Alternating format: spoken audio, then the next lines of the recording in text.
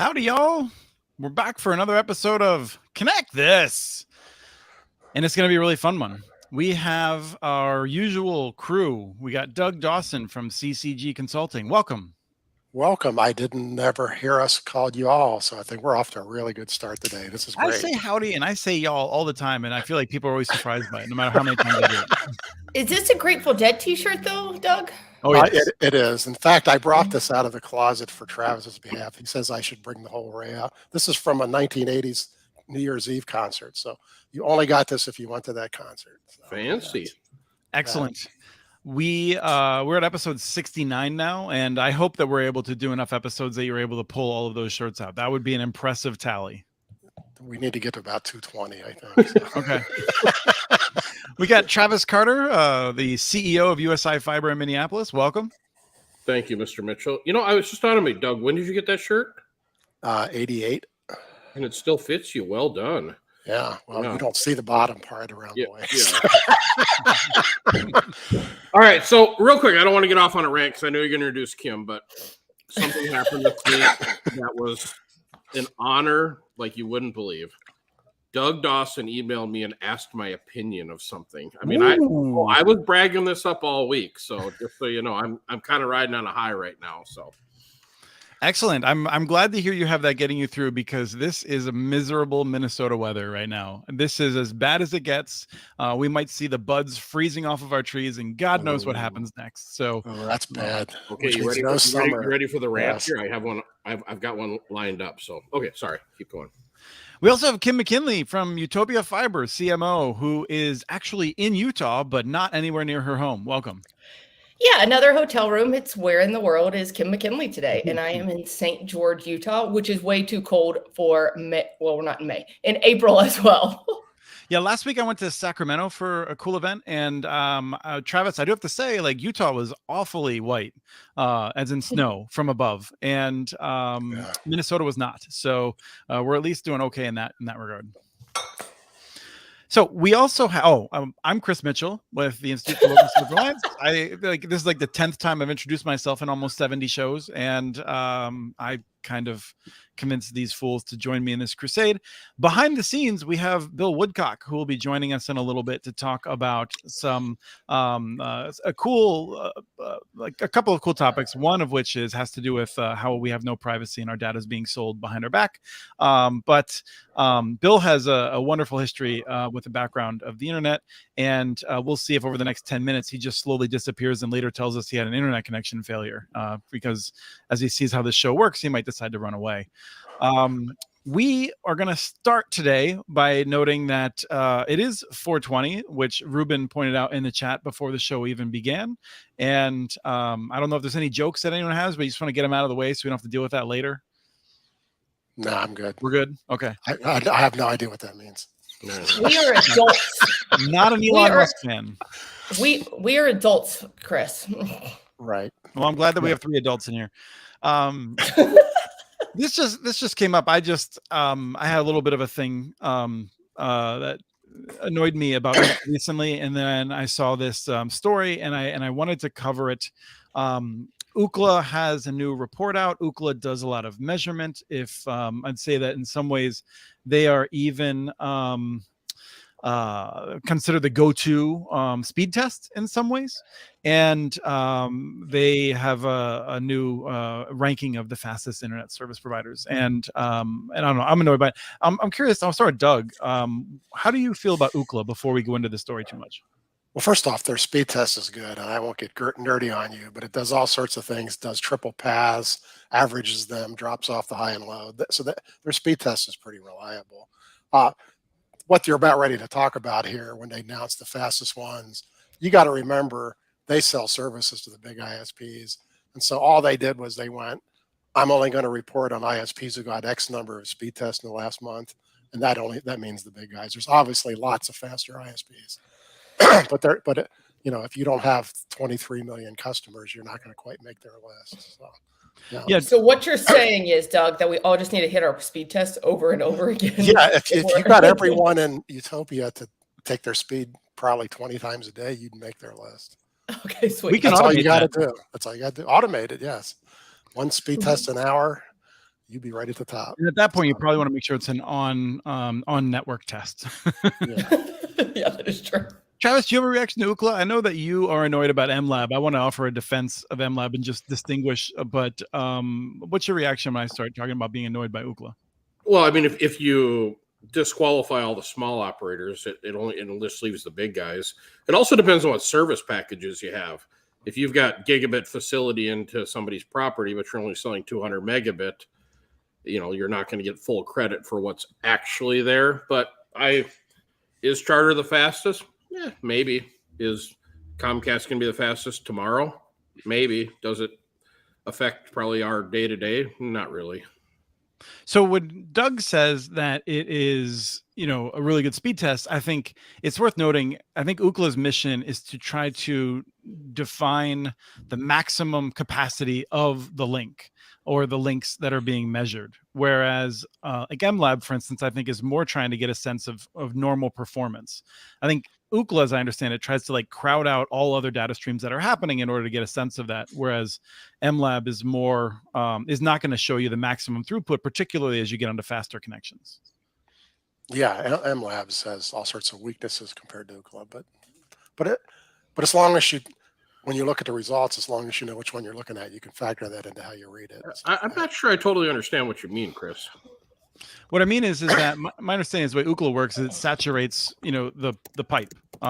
In that it's like if there's other data streams, it's gonna just try to drown them out and get a maximum reading. Whereas MLab, which actually I think MLab might be incorporating this to try to do that as well, but MLab is trying to do a test more along the lines of give you a sense of what a standard application is likely to be seeing in terms of capacity. Yeah, and the biggest weakness of MLab is Ookla picks an ISP very close to you. MLab, you might travel halfway across the state to hit the server they're on. So that adds a bunch of time right to the speed test right off the bat. So, yeah. Yeah. And they do a it also single adds stream instead of 3. Yeah. And it offers some complexity if you're not hitting a server that is 10 gig capable with a 10 gig capable connection as well. So it's not really it is comprehensive, but I don't think it's necessarily accurate. And coming from a marketing person, depending on what you really want to report on, you can report on anything. It just depends on how you want to skew the data. Oh yeah. Yes. You get any story you want out of speed test. Absolutely. Mm-hmm. Yes. I think Bill will have an opinion on this when we bring him in a few minutes. So we'll come back to it. The other thing I just want to note is that MLab is open, and that's what I really like about them is that it's open to researchers in ways that Ookla is not. I seem to recall that Ookla used to have a different algorithm, and then they changed it around to make it much more favorable to the big companies. And now, like you said, they restrict it to their comparisons to the biggest companies. And I felt like I said this on LinkedIn. I feel like that's like asking, is the best burrito in America from Taco Bell, Chipotle, or Qdoba? And I can tell you there's better burritos on Lake Street, but no one cares, right? And so I get annoyed at these. Charter's not the fastest national ISP, but now they're going to go around bragging about it and advertising. They're going to be lawsuits about it. It's just incredibly wasteful. It's hard to think that Charter's faster than Verizon Fios. That alone is pretty amazing. So yeah. Well, no, I think it's because they actually, my understanding with Ookla is in these tests, I think they actually just look at a subset of them, the fastest ones, because they didn't want AT&T, for instance, to be strangled by its DSL connections. And so they don't look at the totality of the tests. No, they're not including DSL in these. That's my understanding too. Yes. Yeah. And then I think even on top of that, I think that a lot of these tests may only be hitting business circuits because they're looking at an upper tier of them and then doing comparisons based on that even, I think. But I don't track this. We have no idea what they include in the report. It could be anything. That's where I just for all we know, and now I'll get lost, but for all we know, Charter gave them money to put them on top. Yeah. We don't know. We don't know what's behind that report. Right. So yes. Then the one other thing that I wanted to bring up here is this is one that it's one of those things I'm super in favor of. Man, I love a story that says cities should be able to build their own networks, and we should penalize states that have barriers to community networks. But broadband now is such clickbait; it just annoys me.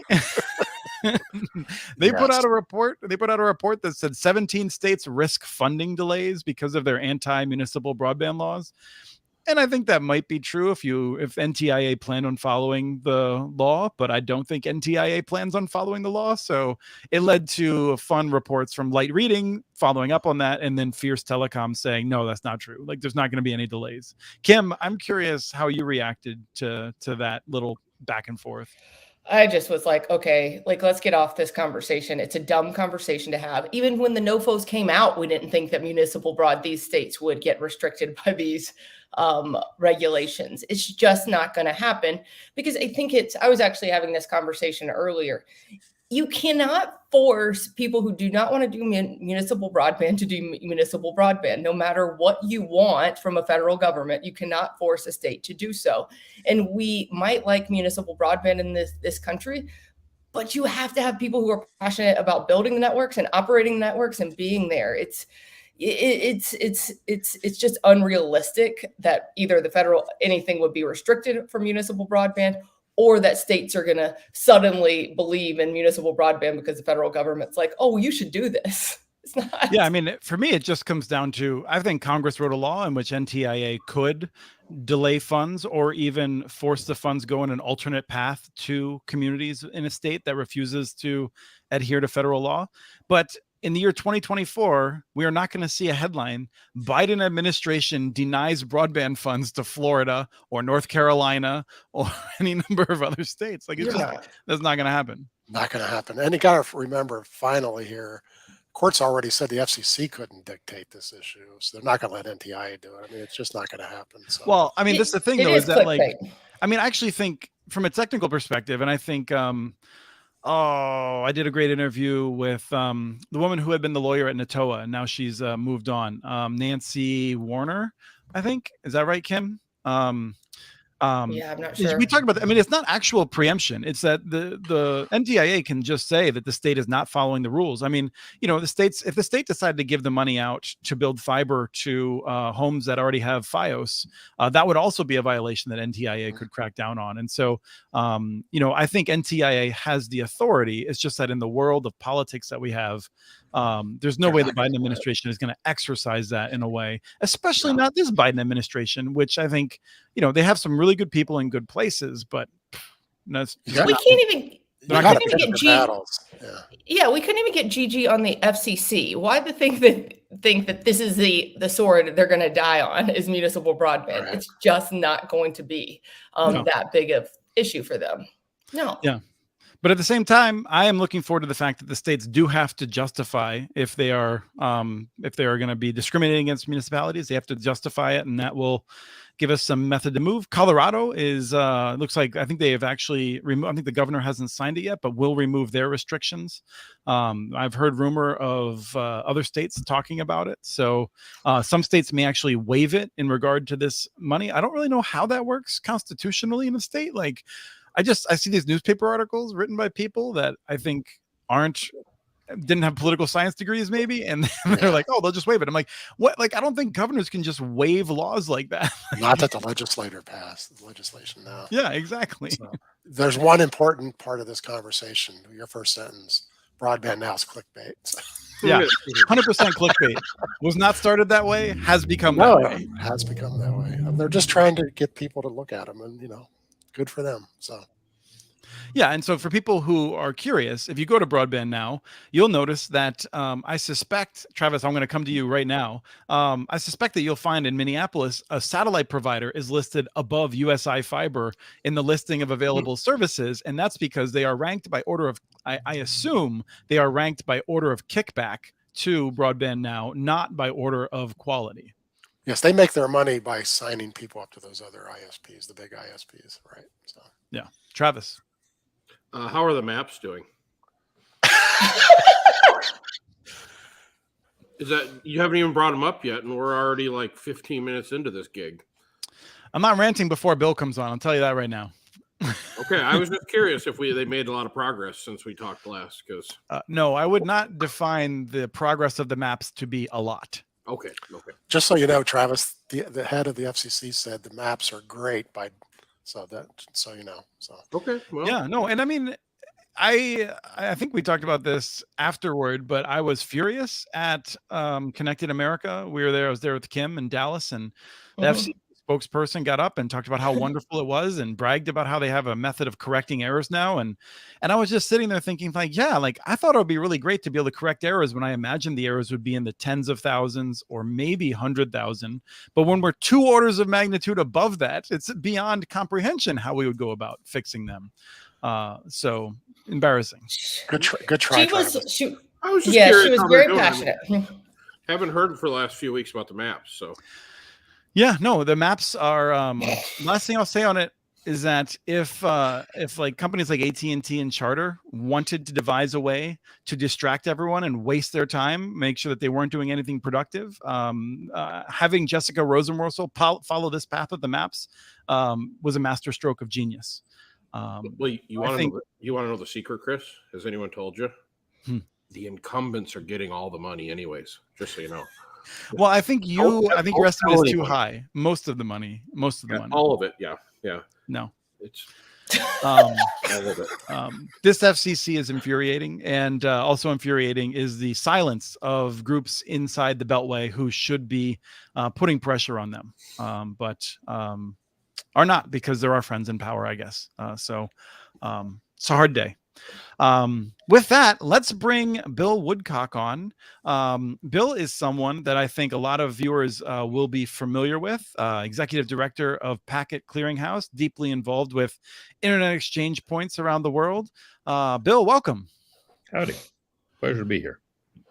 Bill, my sense of you comes from one interpersonal interaction we had where we were in a we were helping to judge a contest, and I think we were all sitting, this seems like a really not great project, and we're trying to figure out how to do it, and you just waded right in and you were like, I don't think this makes a lot of sense, and I loved you for your candor.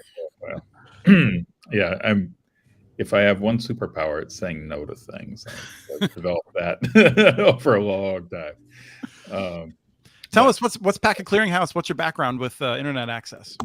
So PCH goes back to the NII, the National Information Infrastructure Plan, which was Al Gore's transition of the internet from the communist single payer, they decide how much you get mode, to the capitalist mode that lasted for 9 years. Where anybody could jump in and make bandwidth and sell it and, do business. And so at that time, the internet was already 24 years old, and there was, there had never been a thought to having a business model to support critical internet infrastructure before, because, the DoD just footed the bill for everything. And so really, we're kind of like the fire department.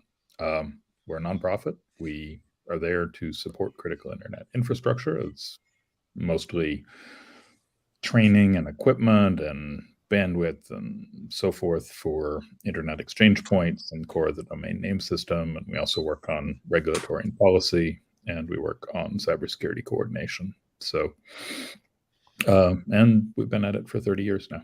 How do you keep the doors open? About 40 governments and maybe 600 internet companies support us every year. Wonderful. So I wanted to ask you about something, and I'm curious because on this call we have 2 people directly from service providers, and in my world, I get phone calls at inopportune times. I'm constantly dealing with ISPs that do not engage in any kind of harvesting and sale of their the data of their subscribers. And I assume that to the extent that large companies do, that it was a small piece of the revenue that they depend upon to make their money and whatnot. And in an interview that you gave in, I forget the name of the show, but Ryle put it in the chat here, I'm sure, on a European podcast, which is a really wonderful show.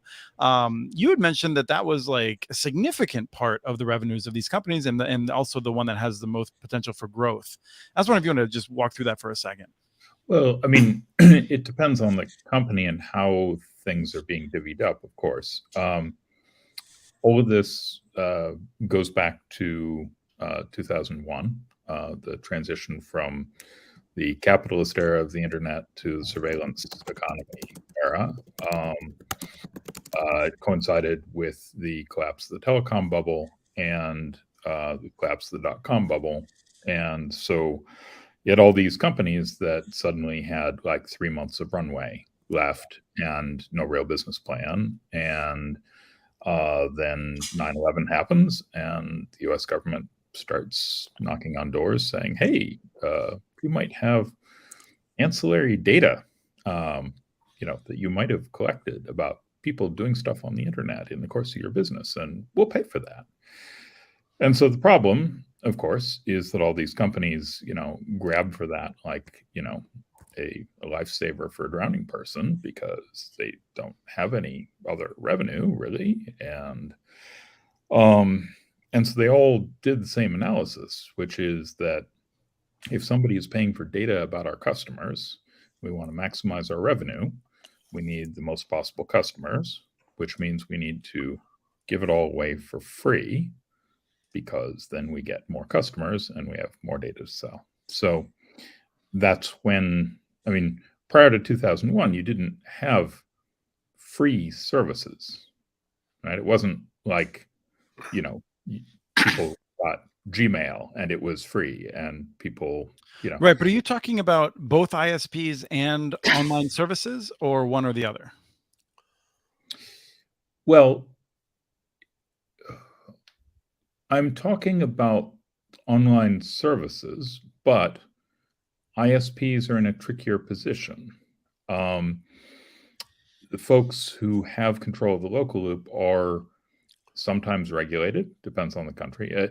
Understand that I am by no means an expert on U.S. regulation, particularly current U.S. regulation, because I was an internet service provider in the 80s and 90s, not since then, in California. Right. So as we're talking globally, I think it's fair to note regulations vary and whatnot. Yeah, exactly. So in a lot of the world, you need a license to be an ISP, or a class license applies to you with certain restrictions.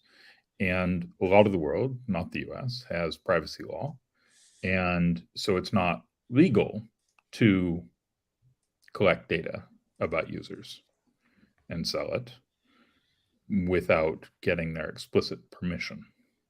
And so you get things where they try and bury that, down in the bottom of a lot of fine print. But then, in Europe, that doesn't really fly, right? Like you could have essentially a class action lawsuit if an ISP got caught doing that and, trotted out, here in subclause 35, it says in fine print that we might do whatever we want with your data. Right? That doesn't work, right? Like this is a legally protected right that you can't sign away.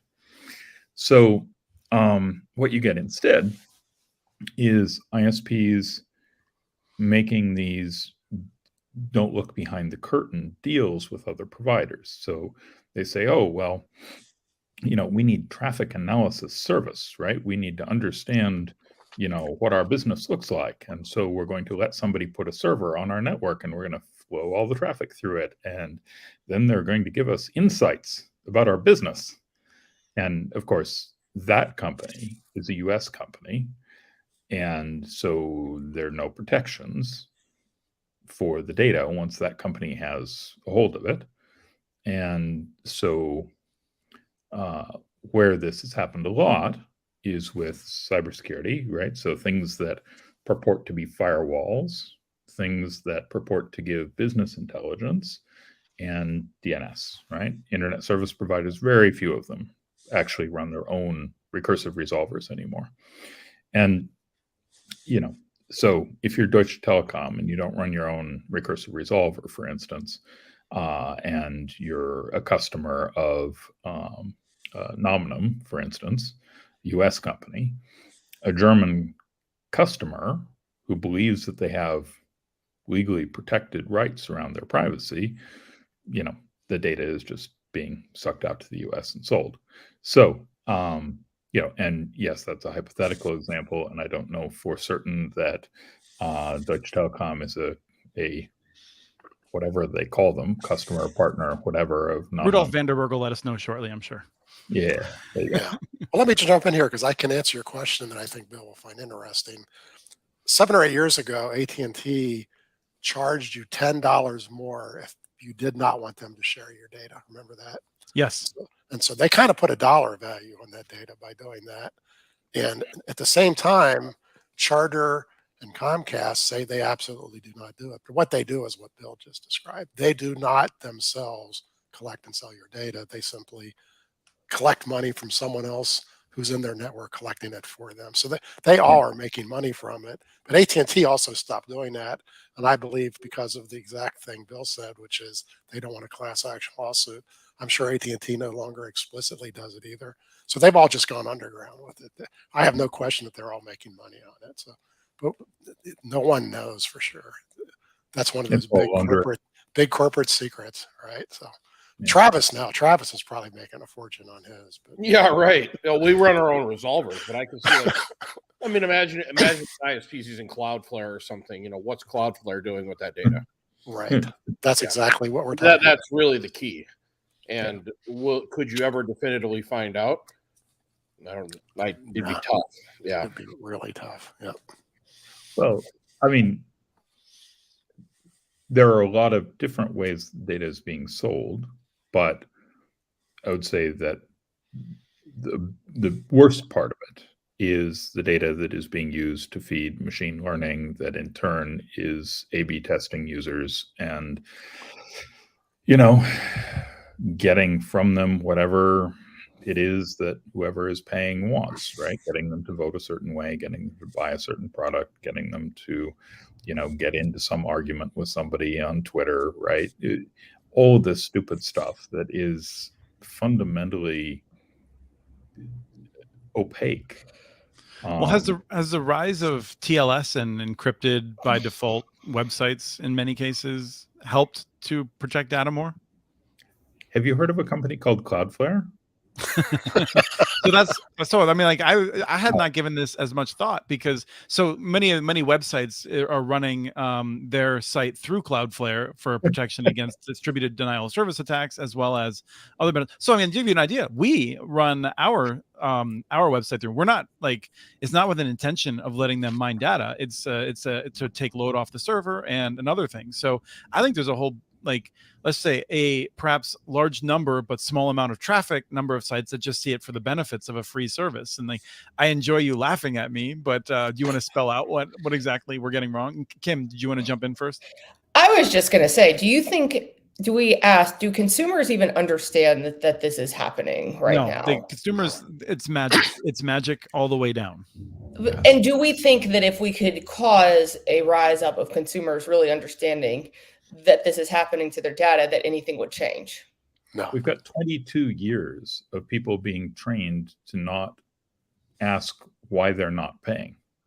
And, you know, that's not a question that people really want to consider, right? If they're given a choice between pay now, pay later, pay, you know, or don't, don't think about what your data is worth, most people take the free thing.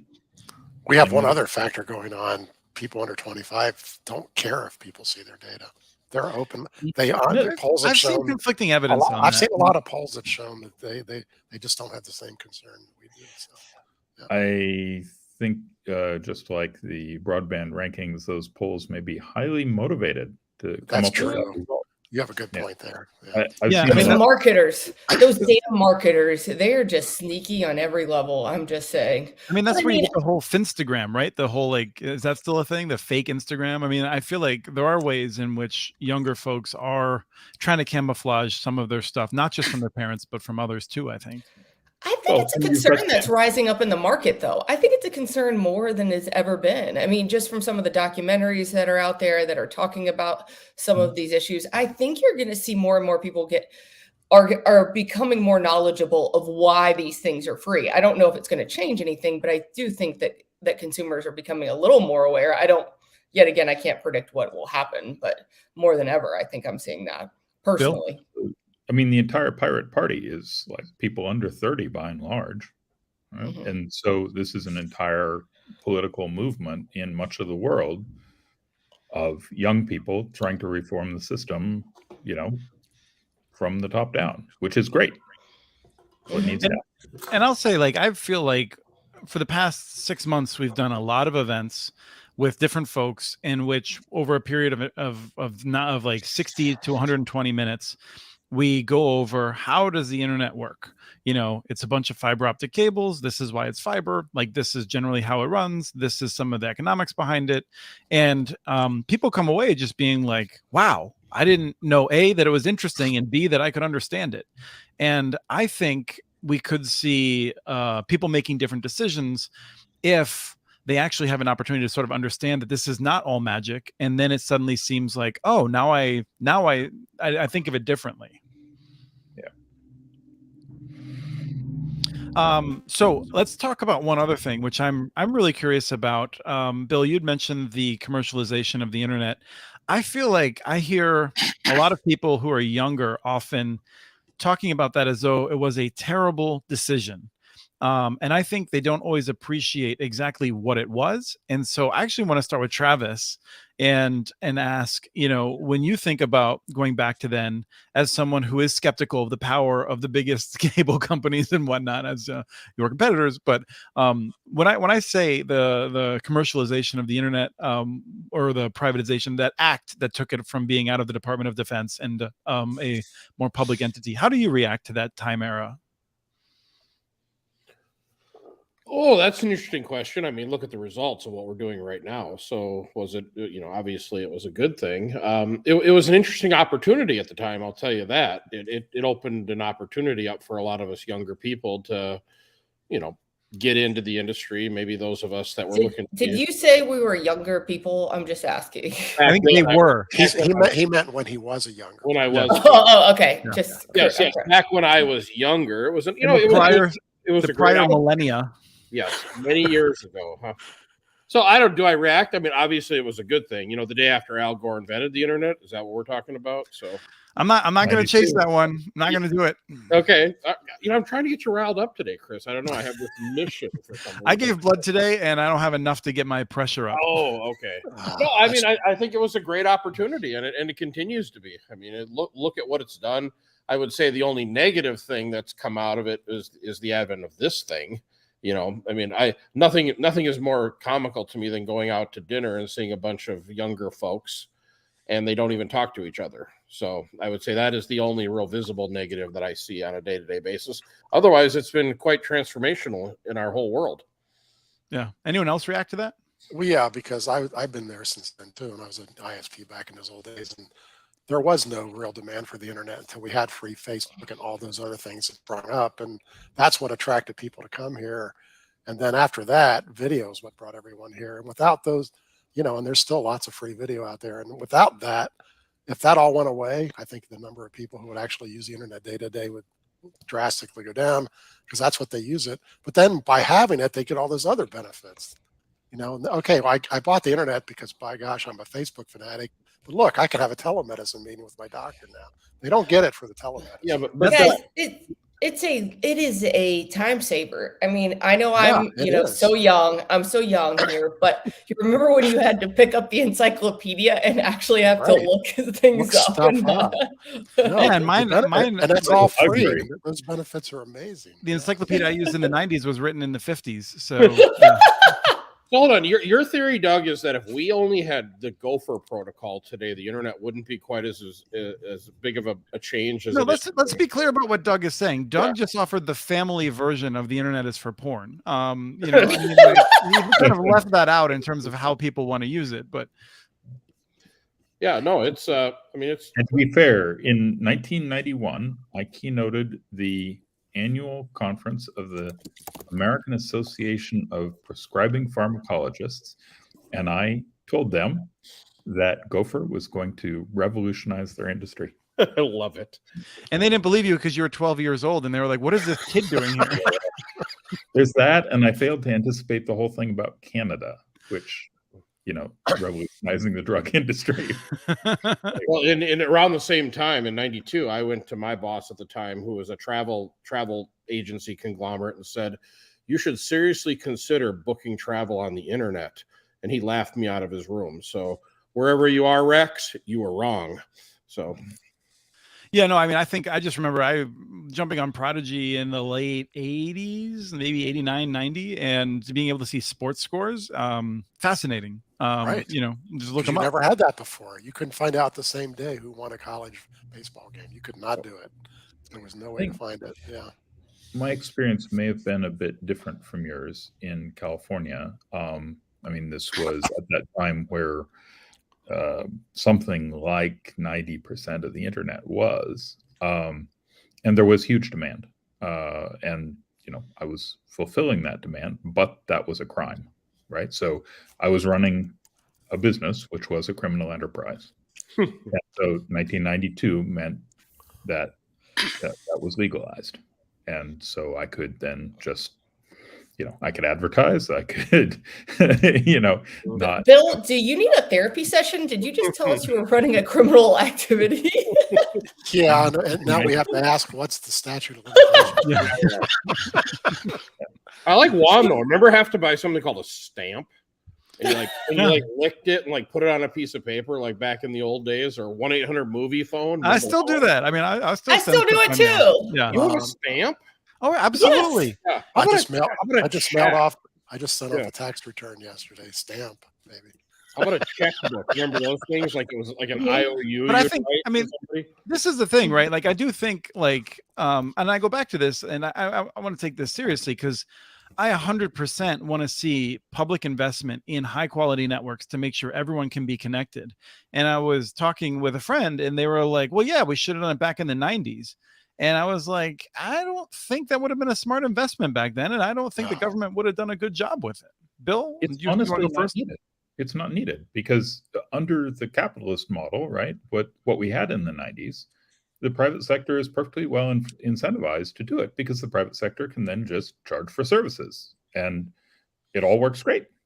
You know, you charge your customers, you get money, you spend it on infrastructure investment, you get more customers, everybody's happy.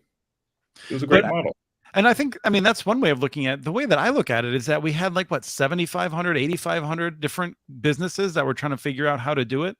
And so like, that's way better than Yeah, you know, like really one government having brilliant people and trying to figure it out. Right. It's also way healthier than having 3 businesses, you know, price setting and none of them incentivized to do much. And not to mention, I think we went wrong. what big complex thing has the government ever pulled off well? Let's get serious. Well, I mean, there is the whole moon thing, but we can move on. Yes. One thing Yeah. And when's the last time we went to IRS the is moon? pretty good, Doug. I mean, they do an amazing job collecting money. No, actually they don't, but I don't want They to actually waste time on that. don't, Let's yeah. go back to the topic at hand. Go ahead, Bill. I bet you they do to all of us. So one thing to really watch out for is unfunded mandates in you know, municipal networking. And that there was this fad for that for a little while around like 2003, 2004 in there. And Sweden and Norway both did it, and I think Finland started to. And it the problem was that they would pass this law saying every municipality has to lay fiber everywhere, and then it hit all of them at the same time. And so the demand for people who could splice fiber would just go through the roof. And so none of the economics that held before the law applied after the law. Everything was vastly more expensive. And so then they all had to do these bond issues, right? Which meant they all went into debt. And then they had a fiber network with no customers and no bandwidth, right? Because they weren't connected to anything. And they had to repay the debt. And so then, you know, some kid would sit up and say, hey, I'll run an ISP on that. And they'd be like, well, here's the debt you got to repay. And then poof, right? There goes the ISP. Or they say, well, you know, we're not going to allow competition because we have to pay back our debt. And so we need a monopoly to do that. So things can go pretty wrong when government tries too hard to push this without private sector incentives. Are you saying the government doesn't do everything correctly, Bill? I don't know how to handle that. Yeah, well, not news to anybody, I guess. No, but I do. I mean, I'll Yeah. just say, like, that's Travis. I'm gonna get wound up on this, but like, Here he goes. like, I mean, whenever Travis bugs me about stuff like this, I'm always kind of like, look, like, right now I'm drinking this stuff. It's free water. It's clean. It's healthy. It's not free, but it's like dang close. Like I've spent time in Africa and the Middle East, and we just take a bunch of stuff for given. Granted. Move on. Or granted. Yeah. Yeah. And like, there's all the things it does well. And like, when it doesn't do something well, like the lunar surface that is outside my house and Travis's house, then we get frustrated at government, but there's doing like 10 other things well that we're ignoring right now. Number Anyway. one is what? Number two? Well, the what comes out after you've used the water, the sewage is also Number well four. done. Electricity is quite affordable relative to its utility. We can go through. I'll say this, like, But do you have this, a municipal this thing that you electric like to system talk in your about, like, city? do you have any idea how many government innovations went into allowing Apple to make that? Like all the different stuff the private sector didn't fund, like that made that possible. No, there's like 6 or 7 in there alone, Travis. So I'm counting 10. I'm going to stop at 10. Well, Go ahead, Bill. We're gonna move on in a minute. So let's give Bill a chance. Well, I guess what I was going to say, again, I'm no expert on the U.S. situation right now, but I got dragged into talking with people about the broadband funding stuff early on. And what strikes me is that the NTIA and the FCC, I mean, I think the whole frame of the conversation has been so set by Comcast and AT&T and Verizon and so forth that people look at government stimulus money and assume that it needs to go to local loop, right? Like local loop is the problem that needs to be solved, when that's never really been the case. I mean, there have always been people who have been willing to dig a ditch and throw fiber into it. That's a regulatory problem, not a money problem. And, nothing for data centers, nothing for exchange points, nothing for content. Yeah, right? no, I'm not sure that I agree regarding the way I feel like you might be dismissing the challenges of local loop. But I 100% agree with the larger point, which is that everything else is considered, someone will take care of it. Like it'll just happen off in the background. And then we're in situations where, entire regions, the economics of trying to build ISPs changes because of that lack of local peering and opportunity and whatnot, as well as other concerns that pop up. I don't know if other people react to that differently. Well, I mean, anything, as soon as you go 10 miles past the last suburb, that's where all these grants are going to. No one is willing to spend that money. But yeah, positive things are just as important. I completely agree. And I don't know why no one's ever discussed funding all the stuff Bill just talked about. So, Well, because Comcast, Verizon, and AT&T don't do any of that stuff. And so their Correct. lobbyists aren't out there trying to corral all of the money into things that are defined as, just in the terms of what they do. right. And Doug, I don't know. I assume you switched ISPs recently because Charter is the best ISP in the whole planet, possibly solar system, and yet you're having some garbling from time to time. So I assume you're not on Charter anymore. No, I'm on Charter. He's a prime example. I upped my speed. That's why the quality is only partly garbled. So. He's a prime example of the best ISP in the United States right now. I mean, I don't know what you're trying to say, Chris. I mean, I am curious about one other thing, Bill. I've seen some concern among people that I trust among the IXPs about a recent plan to come in and use some of the newly available money to build what might be considered outsider operated gold-plated exchanges rather than kind of locally rooted. I could be mixing up some of this from your reaction, but I'm just curious if you want to talk about that for a sec. So I think what you're talking about is the thing that Hunter Newby has been working on. And, a lot of people look at Hunter and say, wow, that looks like sort of a businessman on the make, right?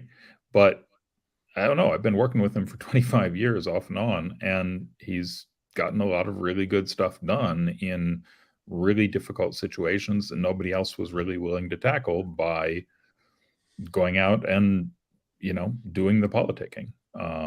And so, let me just redirect for a sec quick, because I think the issue was some of the places that they've named as wanting to work, there were things that were already kind of happening, and there was a feeling of being stepped on, I think. right, yeah. So this question of how many IXs is the right number of IXs, the US is already at one extreme end of the bell curve. There are like 130 exchange points in the US out of like 700 total globally. Brazil and Russia are the next ones, number 2 and number 3 at around 40 each. And those are both also really big countries and with really big populations. So it's difficult in some ways to say the US doesn't have enough exchange points, but it doesn't, right? More is always better with exchange points. It's just production of bandwidth, right? If you want to be able to consume more bandwidth, you got to produce more bandwidth. And so more factories making more bandwidth in more places, closer to more people, is always going to be better. The gold plating is a problem, though, because what you're really trying to do is lower the APBDC, lower the average per bit delivery cost. And if you spend more money to do that, you're raising the APBDC rather than lowering it. So the thing about exchanges is they're fundamentally really cheap. It's just an Ethernet switch sitting in a closet somewhere. It doesn't need to cost much. So an Ethernet switch that can do lots of 100 gig ports is a couple $1,000, right? It's not a fundamentally expensive thing. We did a study, it's a while ago now, but the payback time on exchanges on average is like 3 weeks, right? You build a new exchange, it's going to be profitable for all of its participants, and it's going to have paid back all its costs in 3 weeks. So doing more is fine. Doing a whole bunch right on top of each other is a waste. So what makes the most sense is to spread them out and do them in different places. Do lots and lots and lots of really cheap ones sitting in closets in towns of 1,000 people. So anybody who is taking a bunch of money and trying to do like 300 locations or something is going to wind up doing the same analysis of population, GDP per capita, in each metro area. Is there an exchange there already? There's, I've built these spreadsheets for people before. They can, anybody can build one of these spreadsheets, and you'll wind up with a list of metro areas where there's a reasonable economy and, a few 100,000 people, and there's no exchange point yet.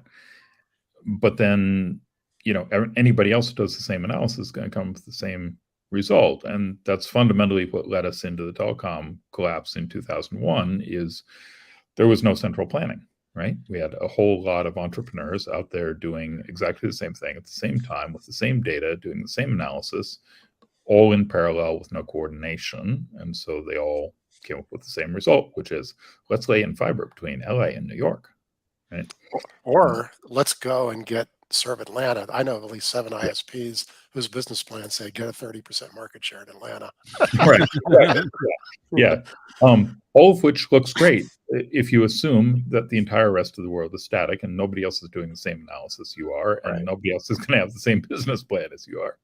So, I have a lot of sympathy for Hunter because I've seen him get a lot of stuff done in difficult situations, and his judgment is good, and he tackles hard problems. And this is a hard problem. There are a lot of places that have no exchange point.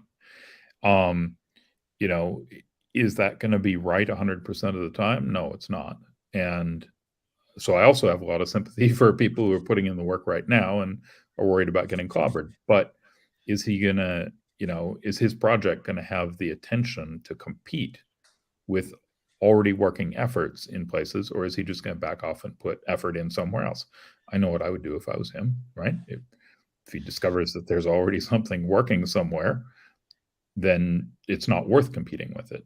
If he goes somewhere and something isn't working and just a bunch of people yakking at each other and, whining, then his thing may do better and people may like it better. And that's the story I've seen play out a lot of times before also, right? People get very territorial and say, well, we've been here, so it's our right to do this and nobody should compete with us. And then somebody gets tired of hearing them say that and just does it. And then everybody goes there. So the second largest exchange in the world is in Jakarta. And it's a dude who never advertised and wouldn't even let his customers tell people that that's where they were peering, because he didn't want to call down, government attention. And his primary competition was run by the ISP Association, right? He was competing with the ISP Association to run an IX literally 2 blocks away. He started out in the same building. That's great. Now he's got 1,400 ISPs. What is the largest IXP? Sao Paulo. Oh, okay. It's 2,500 networks. Where does One Wilshire come in? I can tell you in a minute. You're just going to throw them out there now. That'll be the last one I ask about. Well, we'll be here now for a couple hours. Our new show is how big is this IXP? So what you can do, what I'm doing, is go to pch.net/IXP and then go down to the column headers and click on the average column, and that's by bandwidth. So Frankfurt comes out on top. Participants, 2,413 is the current count in Sao Paulo, about 1,100 in Jakarta, about 1,100 in Frankfurt, 850 in Amsterdam. So One Wilshire, let's go down. Hey, Rye, can you throw that in the chat box? It looks like it's about 13 or 14. Oh, no, that's NE2 California. That's the first one I saw. Yeah. But I mean, LA is LA, right? So all that stuff's just a couple blocks apart and there's plenty of fiber between it. Yeah. So yeah, it's 1, 2, 3, 4, 5, 6, 7, 8, 9, 10, 11, 12, 13, 14, 15 down. And you notice there are 3 in Brazil that are larger than that. Yes. 2 in France, 1 in South Africa, Netherlands, Poland, Russia, right? So LA per se is not that huge, despite having huge amount of Pacific fiber landing there. And the reason for that fundamentally is because of the competitive and regulatory environment in the US. It's not that great. Sao Paulo also has the biggest peak, which is interesting. Go ahead, Travis. Look at the Midwest, though. Look how we rank at mice here. Not bad for Minneapolis. Right. And your costs are low. Oh, yeah. Right. So if we had cost data in there and could actually calculate APVDC, what you'd find is that a lot of the Midwest exchanges do really, really well because they don't gold plate anything. They're just quiet. They get the job done and they don't waste a lot of money. And that's what the Seattle exchange has been just at the forefront of that for almost 25 years now. So right? Just to give you the economics, $3,000 a year for a 100 gig port into mice.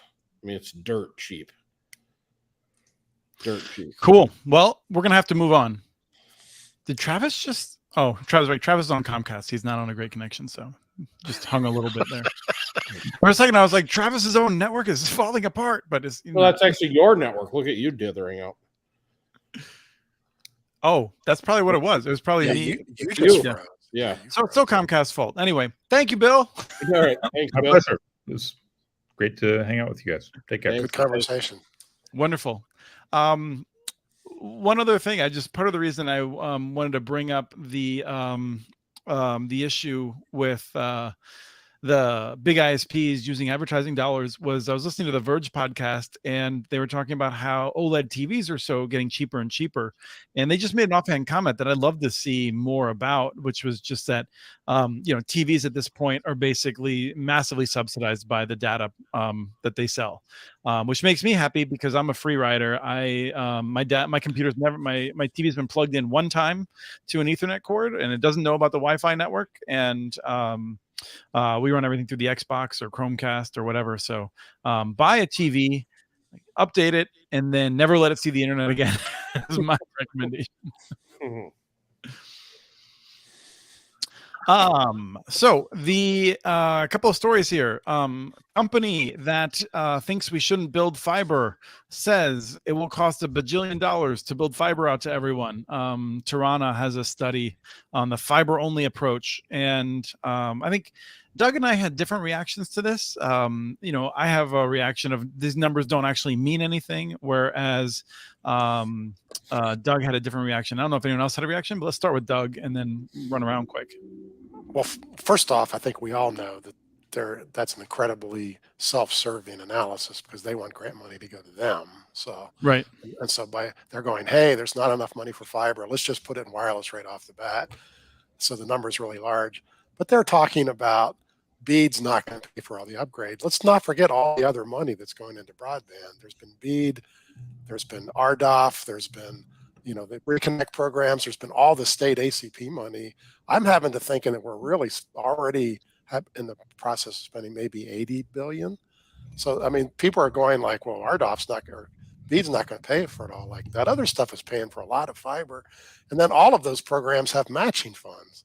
So the real amount that's being spent already is probably 120 billion. It's like, hey guys, what makes you think that that's not enough to finish off those last places? Nobody really knows if it's enough money until grants show up.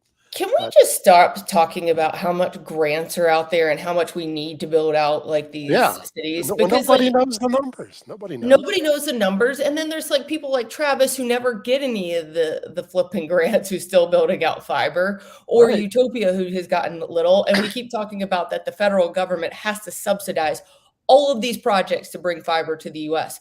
If we're a capitalistic society, then why do we always need federal subsidies to make this happen? There are ways that, yes, we need federal money to get into some of these areas. There is no doubt about it. But it is not about, we just need money and money on top of money to build fiber and upgrade our systems. There is a business model that comes into play as well. Well, and that's, by the way, most of the state grants were 50%. They expected the private sector to put a lot of money in. I mean, and they took it. People took it. And I think that was minimum. And that some of them, some places are just asking for a 30% match. Right, and people took the money. So, yeah. I mean, this is what gets to me. I don't know, Doug. Did you react at all to the email? We were on the same thread, and I went on a little rant about like these numbers don't actually mean anything. He did go on a rant just because I don't know if you see an email. I want to know if Doug sees my email coming in, just rolls his eyes and clicks delete, or if he actually like looks over it. No, I read your email. Yes. Because I mean, what it comes down to is this idea, which every now and then, you're in a room with these big monopolies, and they're like, over the past 20 years, we've spent $4.8 trillion gajillion dollars building our network out. And I'm like, yeah, but you made 3 times as much back. So like, what does that number even mean? And similarly, like if it costs, like at the end, we can try and figure out like Travis's cost of building out all of Minneapolis. Is it going to be the amount of money that he borrowed? Is it going to be the amount of money he expended? Like at what point in time? Like at a certain point, these numbers, unless you're very specific, these numbers are meaningless. Yes. It's right back to what Kim said earlier. You can take numbers and tell whatever story you want, right? So, yep. My favorite reaction to the Tirana story, though, was someone was like, "Oh, the people making the most expensive wireless," or because they were reacting because we've talked about Tirana in the past and the expense of it, and this person's reaction was along the lines of someone who's a fiber, who's both fiber and wireless, has experience with both, but is a preference for fiber, and he was basically like, at the cost of Tirana, you might as well build fiber. Right. Isn't that right, Travis? Which I'm sorry, Matt Larson, if you're banging your head against it, I agree with you. If it is $14,000 to build a home with fiber in Nebraska, Tirana is cheaper. 100% agree with you. Go ahead, Travis. Something interesting came up, and I don't have a ton of details on it. Maybe Doug does, but there's been some decisions made in the small cell community for the communities about what the aesthetics can look like for wireless access points in neighborhoods. And the word I'm getting back is you wouldn't be able to run hardly any of this wireless technology in neighborhoods outside of very specific LTE devices that your WISPs will not have access to, that even meet the aesthetics requirements of poles anymore. So because it has to be like behind a like a shield kind of thing where you can't really tell what's up like there. this little tiny thing that lives on the pole, and in the bands we operate in, the antennas are too big. Mm-hmm. So I don't know if anyone's ever talked about that, you know, Terrata might make the best mousetrap, but it certainly isn't going to serve any of your high density neighborhoods. If they have to follow the aesthetics requirements outlined in the small cell legislation or whatever rules that are being made. You heard anything about this, Doug? Yeah, I was just talking with someone about small cell issues this morning. They're so complex. The FCC came out and said they can put them anywhere they want. And remember when Verizon and them were starting to do that, and they put these big ugly things right by people's houses, and there was just giant poles. Yeah, giant poles, and there was a massive overreaction to those, and they just backed off. So they said, "Look, we have the legal right, but we're not stupid enough to force this on people because otherwise we'll never get any customers in these neighborhoods." And so they've gotten much more realistic about it. They ask permission. But, you know, communities are often ridiculous in here. I know some communities who have absolutely no cellular coverage. T-Mobile came and said, "I want to put a cell tower in your little town." And they went, "It's all a pretty historic district and we don't want a cell tower here." It's like, but you don't have any cell coverage. Yeah. Which is the number one thing they complain about. But they don't want the cell tower in their little town. It's like, you can't have it both ways. No, I agree. I think, Yeah. and I would say that in my mind, that is something for them to learn and to fix, and not to have, FCC or T-Mobile go to the FCC and force them to do it. If people want to, Well, I don't think they will. I think T-Mobile will just back off and not go there is what I think will happen. Right. And I'm just saying that I agree that issue pops up, and I think it is preferable to let those people figure out eventually they need to come to an accommodation rather than forcing it upon them. Yeah. But who can afford and sit and fight these? You just go to the next town, right? Right. Oh, I agree. And that's what the town eventually figures it out. I mean, like, on a time. The town will eventually figure it out, and that, like, people will be like, "Oh, I guess we have to come up with some sort of accommodation." And while they're waiting, we might see some changes in technology that make it better. I mean, people always make fun of the fake trees, but when I was in LA a few months ago, we were doing a boot camp, and I was trying to find a macro cell on the horizon, and I couldn't because it looked like a tree. It fooled me. Like, they're not all terrible. Okay, come on. They're not even that good at trees, though. You couldn't tell? Yeah. Depends on how far away it is, and whether or not I'm wearing my glasses. This is Chris. He was driving without his glasses. That's all you need to know. Right. I was not driving. We don't even need to go there, Chris. I mean, that's a whole discussion for another day, that you couldn't tell a fake tree from a real tree. No, it's true. Like, it wasn't obvious on the horizon. No one else was pointing out. It took a while to figure it out. He's way too much of a city boy. That's all we can say. I wonder what WISP's current model is for high density neighborhoods. Are they trying to shoot from towers out on the fringe of town? Are they trying to get on light poles? I mean, I wonder. High density neighborhoods, generally, you're talking about MDUs. I think they're just going rooftop to rooftop. Well, no, I'm talking They're even skipping normal, single family homes. like small town neighborhoods. I don't think there's a lot of WISPs going after single family homes. I mean, Starry was all about it, and they're going after folks who happen to have good line of sight, but they're not trying to serve everybody. They're just not. That's not anybody's model that I know. Yeah. See, what an interesting deal, right? You pay all this money to bring this backbone connection into a community, and you only decide to serve 30% of the people. Doesn't that seem to be a huge technology problem? Where, like, the question is whether they're able to cover their bills and then make some money for their retirement, and if they can do that, their problem might be solved. Yeah, fair enough. I mean, if that's the issue, but yeah, I don't know. I think it's interesting. We're all arguing over this wireless stuff while the incumbents they're cashing huge checks serving the communities already. So, but it'll all go to anywhere. And they're not rolling it back into the communities, which would So I mean, it varies. Obviously there's ones that are. It's a mix, like anything. T-Mobile doing fiber in Colorado, and New York City. Doug, can you explain this to me? How are things going? T-Mobile is the most interesting company in the United States because about every 2 years they reinvent themselves. they had a big push to go be a fiber ISP 7 or 8 or 9 years ago. And they contacted me and I talked to them a bunch. And then all of a sudden one day they just backed out of that, and literally that whole department of people was just sent on their own, some packing. And so every couple of years they come up with these ideas of ways to get into other markets, and then they peter out. And I don't know if this is a new serious attempt or they're just trying that idea again. But they're making so much money on the wireless. Do they really want to go spend $10 billion on really getting fiber into these cities? If they do, it's awesome. I mean, we don't really care who the people are who brings fiber to these hard to serve cities like Baltimore we keep talking about, as long as they do it. So if some of us care, but I take your point. No, I said, but if they do it, it's their prices aren't bad. They're not a bad ISP when they do build. But they're not building the fiber, are they? At least in Colorado, they're actually running on another. Yeah, they're working with Intrepid Fiber. They're working with a company called Intrepid Fiber that's backed by Brookfield Infrastructure Partners, which I had heard of previously in the electric space. And their partnership 10 years ago or 8 years ago was exactly that. They partnered with people. They didn't put in 100% of money, but they put in a lot of the money. I mean, they were spending a lot of the fiber money. And so, all the power in the world to them if that brings fiber to more places. But why wouldn't they do it, Doug? I mean, why wouldn't they do it from a business model? It's because everybody else besides Verizon is getting into the in-home and cellular service. Right. What is the downfall of them getting into this hole?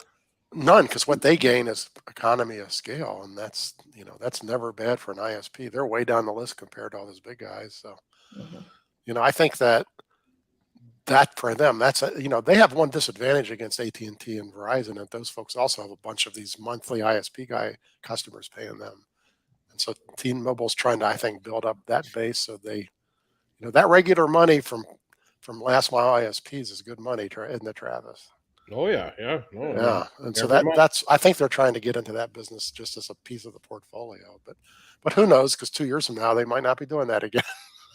What are they actually doing in New York? Are they talking about it, or have they actually hooked anyone up? I thought they'd hook people up. Okay, I heard. Yeah, that's why I hear. So I mean, I thought it started 2 years ago. Even I don't really know anything about it. I kind of every now and then I just see it pop up as a fact in a story, and I haven't heard much about it. And they're very quiet about it, so that's why there's not a lot of press about it. Okay. So, yeah. So the last thing was just NCTC, the form. I think of them as being the National Cable Television Cooperative, where all the small providers and then some of the bigger ones work together to try to get slightly less horrific terms from the channel owners, like Disney and whatnot, who are just rapacious when it comes to I mean, the real reason our cable bills are so high is not rapacious. What rapacious. A word. Rapacious. Yes. Okay. Travis, could you Google that while we're on the it means not great. Not great. No, it actually means anyway, thirstingly aggressive is what it means. NCTC has 700 cable operators and telcos, including a bunch of munis, who now have an exclusive MVNO deal with AT&T where they can resell the service. And I saw this and I was kind of interested by it, but I was also reminded that I think HBC, Hiawatha Broadband Communications, had did this like 10 years ago. And I remember it was a big deal. The quad play, the Grand Slam, like all of this talk, like it was going to be a big deal. It seemed like it kind of faded and now it's coming back maybe. No. This is also periodic because I call this the arbitrage business. These carriers try to reach out and sell more minutes, and they've done it. The big one was Sprint. Sprint did a massive amount of this, but then they would come and yank the deal away from you. You'd build up this big business plan. They either forced you to sell to them at a very cheap price, or they just cut you off, and you went from good business to zero. So you're saying an ISP is like could get cut off? Yeah, anybody can get cut off. There's no guarantee that those are permanent deals. And because of that, you don't own any network. You just own the right to use these minutes. And then if they decide at the corporate level that that's way too much effort than it's worth, then they just cut it dead. And this is where they could care less. And so those businesses come and go. They've been doing it for 15 years. So many people have been burned by it, like Hiawatha. So many people got burned by it, they'll never touch it again. So that's what I predicted. Travis's reaction to this was no, thank you. Anything that could hurt my ranking, where I don't have control over the network, I am not interested in it. Exactly. Sounds like a spreadsheet decision more than a business decision. I wouldn't do it. Kim, are Yeah. you selling Utopia Cellular? No.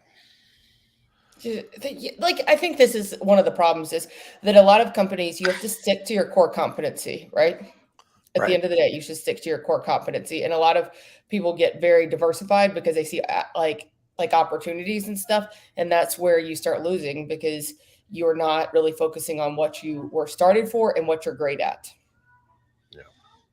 Ruben's been asking great questions in the chat. We didn't have a chance to get to his really good one about whether we know of any WISPs that have 10 years of operating experience and still have satisfied customers. Yes, I could name a few. Yeah, I know some. Uh-huh. But I don't know that I would be able to name a ton.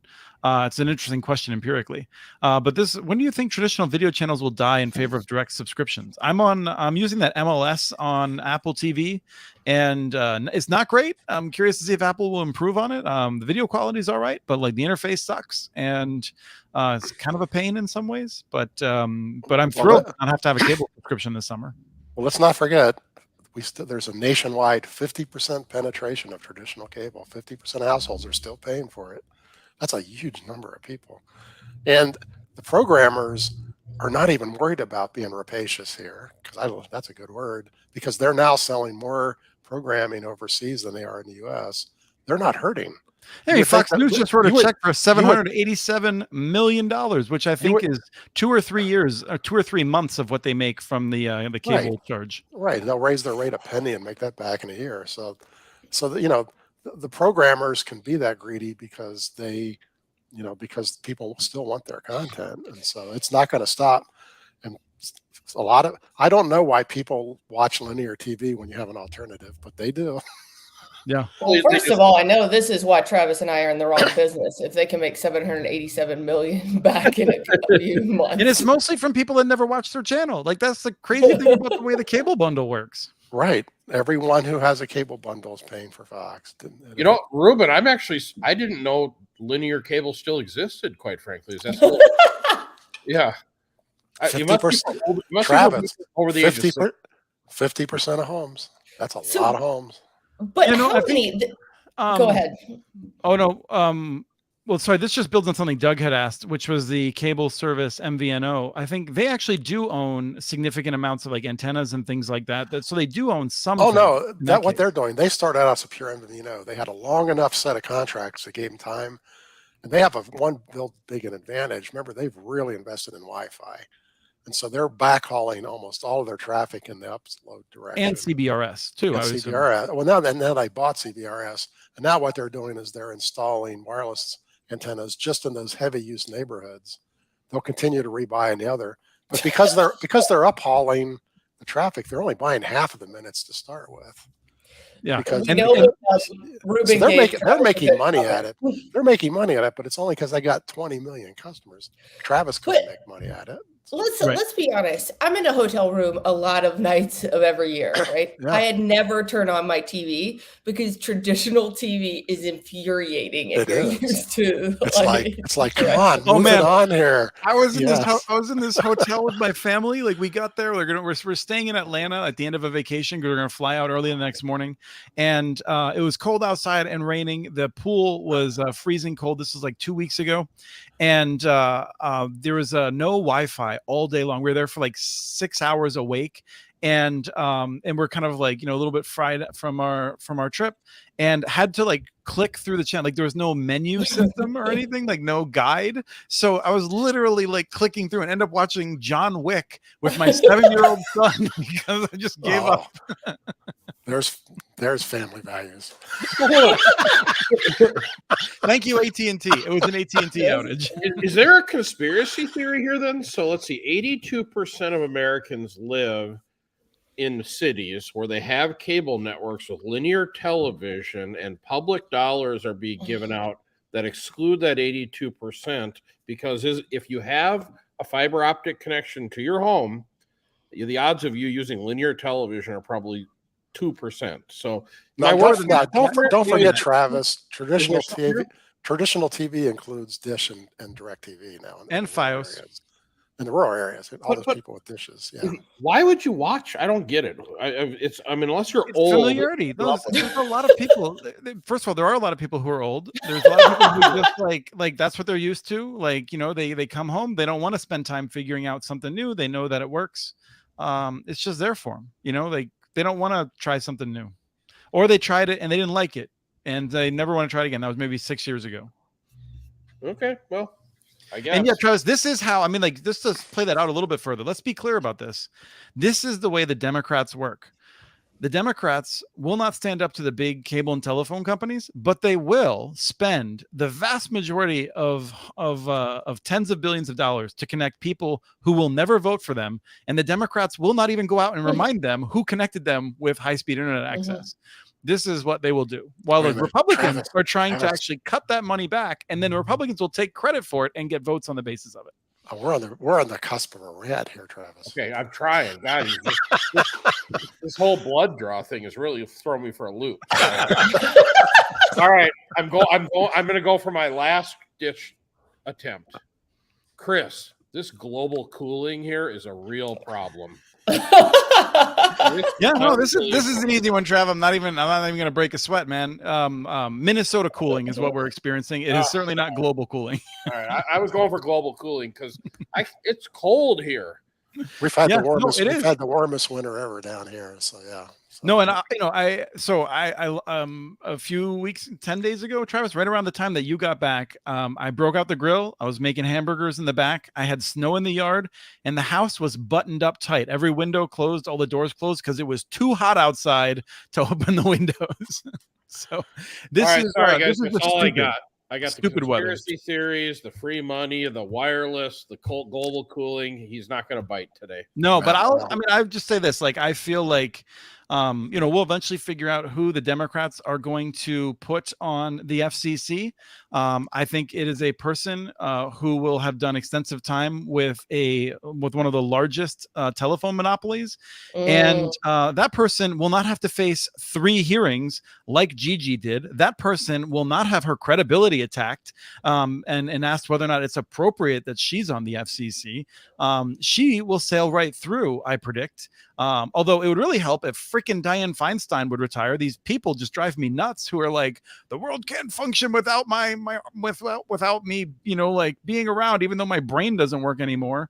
It's infuriating. And so I am thrilled that that we are seeing all these opportunities to work at the local level because DC is getting worse.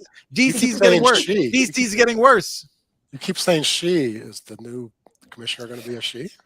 That's my understanding. You already know who it is? That's the rumor mill is pointing okay. to another woman, and I think that's not surprising. Like, I think it's very clear the Democrats were not interested in putting up a man or certainly not a white man, which is the Democrats are trying to react to hundreds of years of locking out entire demographics from important jobs by only putting those people into important jobs. And in many cases, those are great people. Well, hold on now. So, Kim, are you going to get the job? Can you make an announcement here? No, let's be clear. They're looking for people who have. They always want a lawyer, first off. They want a person who is inside the Beltway, who went to elite universities and hangs out with the right people and goes to the right dinner parties. And what is Chris trying to say about me? What is Chris trying to say about he said you're not elite. Kim hangs out in hotel rooms. Kim, we can see the hotels that you're staying in. I do not see a wait staff behind you. Before we're done here, he's going to say that you're rapacious. Just so. I know it's coming. Also, I like Kim. I would not sentence her to a term on the FCC. I wouldn't sentence anybody I know to a term on the FCC. What's the speed definition right now, Chris, of the FCC? The speed definition is we plan to be back in 2 weeks with another episode of Crack This. We're going to do a live show a week from Monday in Houston. And Kim and I will be there with Heather Gold and Bob Knight from Harrison Edwards. I think it'll be his first time on the show. He's going to be a live wire, I predict. So that will be going out in the evening around 6:30 Central Time, we think. Kim? There will be cocktails, yes, about then. There will be cocktails before, so I can't wait to see Heather Gold and Bob on this show. It should be interesting. Yeah. So Doug and I got booted then? Is that what I'm We hearing? did. This is when we do the live shows, you got to show up in person, Travis. Travis, I will make a spot for you if you want to come down to Houston with us. Travis, you're not elite. I gave you the list of all the shows that we were going to, Travis, and you declined to commit to coming to any of them. But we can revisit it when we get together. You know what? All right, Ruben, you're my man, buddy. So keep it up. Yeah. Excellent. Well, it's been fun. Happy to probably enrage some number of our viewers with my frank political opinions, but everyone sucks and it's not getting better. It's been wonderful talking to you all. Really big thanks to Bill Woodcock for coming out and helping us to delve into some topics that we've not talked about before. But we will be back with a live edition in about 10 days. And until then, this has been a wonderful episode of Connect This.